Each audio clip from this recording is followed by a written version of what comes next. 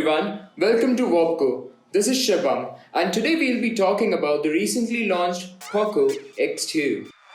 Everyone actually expected the POCO X2 to be a successor of the F1, but that's not the case. Xiaomi has officially confirmed that the X series is a completely new lineup, and in this case it would be a mid-range phone. But is it exactly mid-range? Let's check out a review. To start off, the POCO X2 feels really premium in hand. It has a glass body on the front as well as the back, obviously. And there's this fake illusion created near the camera lens that makes you think that it's a bump, but it's not really a bump. But this design is much appreciated over the POCO F1s, which was completely built out of polycarbonate plastic, and all phones in that price range, even back then, were built out of metal, at least metal.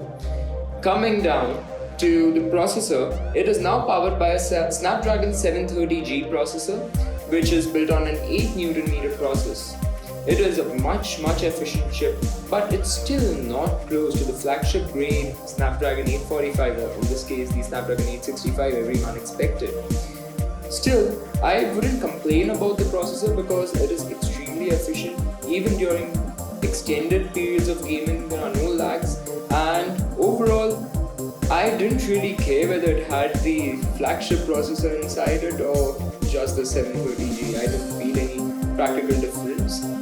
Coming to the camera, on the back it has a quad setup which consists of a primary lens, which is Sony IMX686, 64 megapixel. Second is a ultra-wide 8 megapixel lens. The third one is a 2 megapixel macro lens. And finally, you have the 2 megapixel portrait lens. This is a very similar setup to what you've seen in the Redmi Note 8 Pro, but the primary lens over here is the latest one there is. And we're really glad to see the POCO X2 get the latest camera lens rather than a year-old lens, which wasn't that case, and ultimately producing below average pictures. In this case, I've got huge expectations from the new lens that they've added on here, and I assume it would be the Xiaomi's go-getter lens for all other phones coming out this year as well, because that will help them with more picture algorithmic enhancing. Coming to the front camera, it consists of a 2 megapixel portrait lens and a 20 megapixel primary lens. And I'm glad to say that the selfies that I've taken so far have been really good. In fact, I would say some of the best I've ever taken under the 30,000 price segment. And finally, coming to the battery, it's now powered by a 4500 mAh battery, which now gets 27 watt fast charging. Considering it has a 120 Hz display, it could consume more battery, but at 4500 mAh, I'm pretty sure, in fact not sure, I've already tested it out, it will last you at least a day, or a day means 24 hours.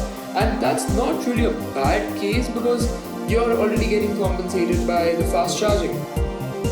And finally, addressing the rumors that it looks very similar to the Redmi K30. Well, honestly, I don't care if it does, because this design is still fresh for India, and they never launched the K30 in India any which way, so it's not really a copycat over here. And if a company decides to internally adjust their product naming or marketing, I don't think I wouldn't be any concerned about that.